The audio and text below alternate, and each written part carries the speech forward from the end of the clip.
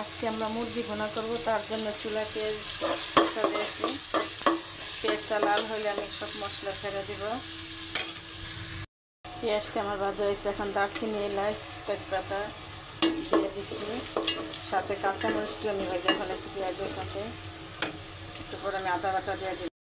এখন আমি দিয়ে দেবো আদা বাটা।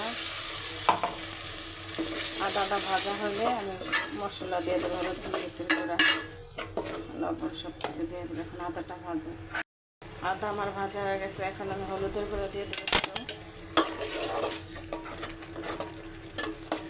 হলুদের গুঁড়া দিয়ে দিচ্ছি। এখন একটু মরিচের গুঁড়া দিব, মরিচের গুঁড়া দিয়ে দিলাম, একটু লবণ দিয়ে দিব। ভালো করে মশলাটা কষানো হলে তারপরে মাংসটা ছেড়ে দিব। আমার মশলা কষানো শেষ, এখন আমি মাংসটা ছেড়ে দিব। মাংসটি আমি ছেড়ে দিচ্ছি।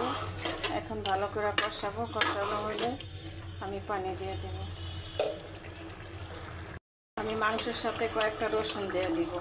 মাংসের সাথে রসুনটা কষায় ফেলাই, কষানো হলে তারপরে আমি পানি দিয়ে দেব। রসুনটা কষানো হলো মাংসের সাথে। আমার মাংস কষানো শেষ, এখন আমি একটু পানি দিয়ে দেবো, দিয়ে কষে মাখা করে নাড়া দেবো। আমি মুরগির মাংসতে রসুন দিচ্ছি। অনেক মানুষ গরুর মাংসটা খায়, আমিও খাই মাঝে মাঝে। আজকে আমি মুরগির মাংসতে দিচ্ছি, দেখি কেমন মজা লাগে খাইয়া। হালকা একটু পানি দিয়ে বেশি দেবো না, কষানি আমি সিদ্ধ করে ফেলাইছি।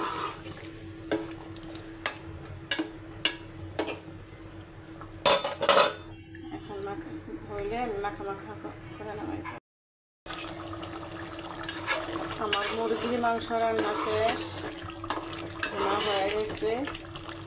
ভিডিওটা যদি ভালো লাগে থাকে লাইক, কমেন্ট, শেয়ার করবেন, পাশে থাকবেন, কমেন্ট করে যাবেন মাংসটা রান্না কেমন হয়েছে রসুন দিয়ে।